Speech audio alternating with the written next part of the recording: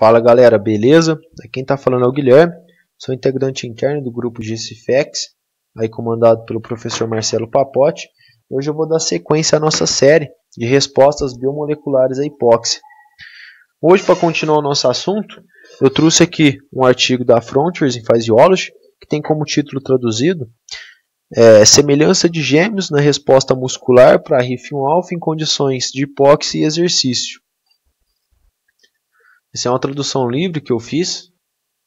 Então, vamos lá, para a gente começar aqui a nossa conversa, eu trouxe uma figura, já foi apresentada em alguns outros artigos que nosso grupo trouxe, que ele mostra como que ocorre a estabilização do RIF1-alfa no núcleo e assim as suas adaptações.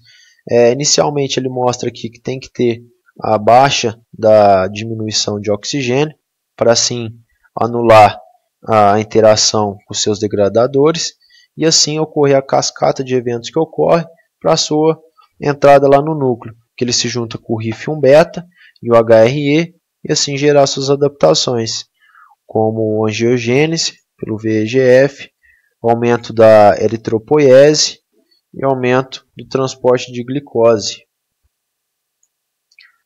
Então beleza.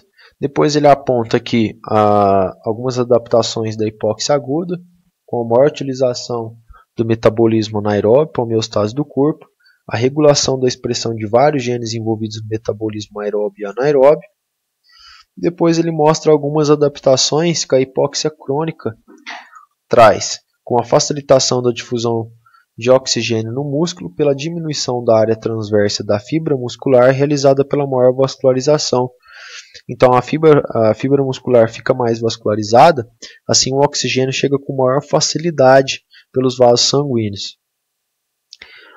Outra adaptação que a hipóxia crônica traz é a perda da densidade e desacoplamento da mitocôndria, que resulta na diminuição da produção das espécies reativas de oxigênio. E essas adaptações, tanto seja elas de exposição agudas ou crônicas, ele ressalta assim, ao longo da introdução, que o RIF1-alfa é o principal candidato a gerar essas adaptações, como ele aponta que ele regula várias enzimas glicolíticas e oxidativas, e também a autofagia mitocondrial e diminuição da biogênese e respiração mitocondrial.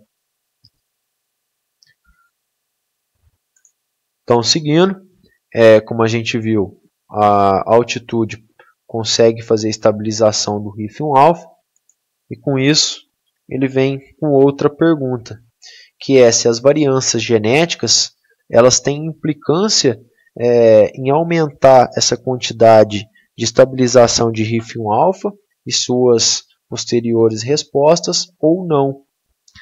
Então, como que ele vai realizar isso? Ele vai realizar isso utilizando gêmeos, como ele traz lá no título.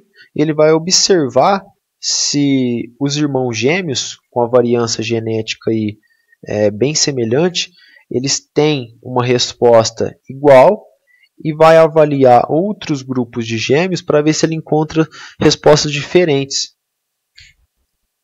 Essas respostas, ele avaliou a quantidade de proteína de RIF1-alfa e a quantidade de RIF1-alfa transcrito no RNA. Ele também observou alguns genes do metabolismo aeróbio e alguns genes do metabolismo anaeróbio. Esse aqui é o protocolo. Como eu disse, ele vai utilizar irmãos gêmeos, 11 pares, um total de 22 participantes no estudo. A monozigose dos gêmeos, ele confirmou por 8 marcadores polifórmicos. E o exercício que eles impôs nesse artigo foi um exercício submáximo no círculo ergômetro de 20 minutos com carga padronizada. O desenho experimental, essa figura ao lado, como a gente pode ver, era uma exposição aí tanto em normóxia quanto em hipóxia de 5 horas. A diferença era que no grupo hipóxia, gradualmente, a quantidade de oxigênio era diminuída conforme ao passar do tempo, chegando aí, quando finalizava 5 horas, uma altitude similar a 5 metros de altitude. Após essa exposição de 5 horas, eles tinham 1 hora de recuperação antes de iniciar o exercício eles realizavam uma biópsia muscular e, a hora que finalizasse o exercício, outra biópsia muscular para realizar as análises dos marcadores fisiológicos. Para analisar essa quantidade de proteína e RNA, eles realizaram o Western blot para as proteínas e PCR para o RNA. Para fazer a análise estatística, eles realizavam o ANOVA, e quando necessário fazer um pós-hoc test, eles utilizaram o Benferroni teste T. Chegando nos resultados, primeiro que eu trago as respostas aqui da hipóxia do exercício na via do RIF1-alfa.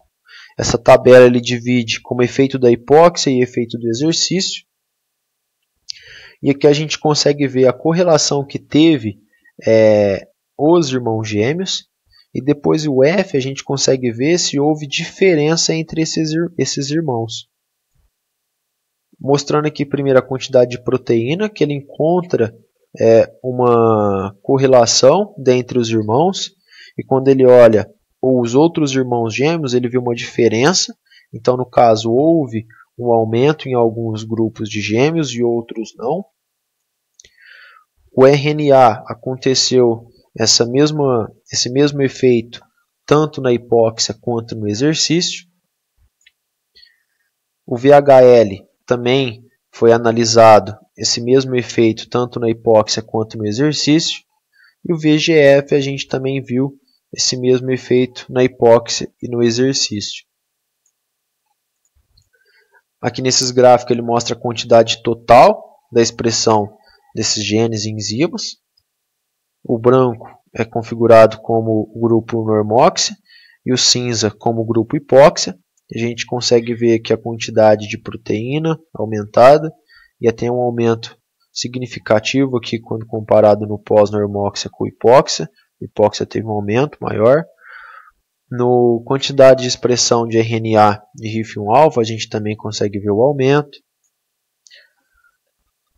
No PHD2, a gente também consegue ver esse aumento, tanto no VHL, 2 degradadores de RIF. Esse aumento parece ser exponencial com o aumento do RIF transcrito no RNA. Por isso, o aumento da expressão desses dois genes também. E do VGF também aumentou, tanto aumentou quanto também teve uma diferença quando comparado no grupo normoxia, lá no pós-normoxia com o pós-hipóxia. Passando aqui para o efeito da hipóxia do exercício no metabolismo glicolítico, que eu vou ressaltar aqui a PDK4, que ele conseguiu observar essa mesma correlação dentre os irmãos gêmeos e a diferença entre eles, como na LDHA. Ele também viu esse mesmo efeito tanto na hipóxia quanto no exercício. A quantidade total dessas enzimas a gente consegue ver aqui a transcrição do PDK4 muito eficiente no grupo hipóxia. E a gente não conseguiu ver lá naquela tabela a diferença nos grupos, nem a correlação entre elas, mas houve um aumento da PFK muscular no grupo pré, quando a gente olha lá o grupo hipóxia.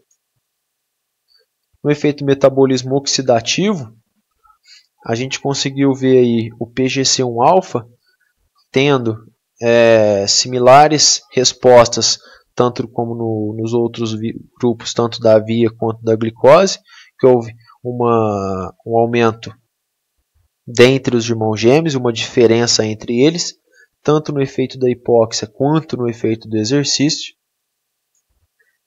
A PPAR também a gente consegue ver essa mesma resposta, que houve uma interação dentre os irmãos gêmeos e uma diferença entre eles, quando comparado os grupos. E aqui o gráfico de quantidade do PGC1-alfa, a gente vê esse aumento e até uma diferença no grupo pós-normoxia com pós-hipóxia. PPAR, o aumento no grupo hipóxia. E o TFAM, que é a mesma coisa que aconteceu com o PFK muscular, que também houve um aumento no grupo pós-normoxia e teve uma diminuição quando comparado o pré-normóxia com o pós-normóxia. Então, com esses dados, a gente conseguiu ver que o genótipo é um importante determinador das respostas à hipóxia aguda para a estabilização de RIF1-alfa e suas inerentes respostas de metabolismo, sanando então aquela primeira hipótese que ele tinha lá, que as variâncias genéticas ela tinham um efeito aí significativo para o aumento da transcrição do RIF e assim as suas adaptações. Outra coisa legal que ele traz na discussão, além da confirmação da sua hipótese, é que a gente tem aí tinha como vigente que a pressão intramuscular tinha que estar abaixo de 5 ml de mercúrio para a estabilização do RIF1-alfa. Com esse artigo ele conseguiu ver que com a pressão aí aproximadamente de 20 a 25 ml de mercúrio, ele conseguiu realizar essa estabilização de RIF, anulando então a outra hipótese que tinha que estar abaixo de 5 ml de mercúrio. Ele conseguiu confirmar essa hipótese quando ele quantificou a quantidade de proteína e de RNA transcrito de RIF, que ele viu esse aumento. E outra coisa muito interessante é que ele viu que a adição do exercício físico submáximo aumentou mais 2 vezes esses valores. Então, além do que a hipóxia foi capaz de aumentar, quando ele adicionou o exercício, ela aumentou 2 vezes mais a quantidade de RIF1-alfa e RNA mensageiro nos grupos aí que tiveram aumento da expressão desse gene. Outro fator que ele trouxe aí como candidato à estabilização do RIF1-alfa foi o alfa-cetoglutarato. Ele não decorreu muito, mas ele apontou ele como um dos fatores. Então, concluindo que o fator genético tem um importante papel nas respostas de RIF1-alfa na condição de hipóxia em repouso e no exercício. Então, fator genético mais a hipóxia resulta no aumento da transcrição do RIF1-alfa. Galera, é isso. Obrigado aí. E qualquer dúvida pode entrar em contato tanto comigo, tanto com o nosso grupo. Valeu, galera. Abraço.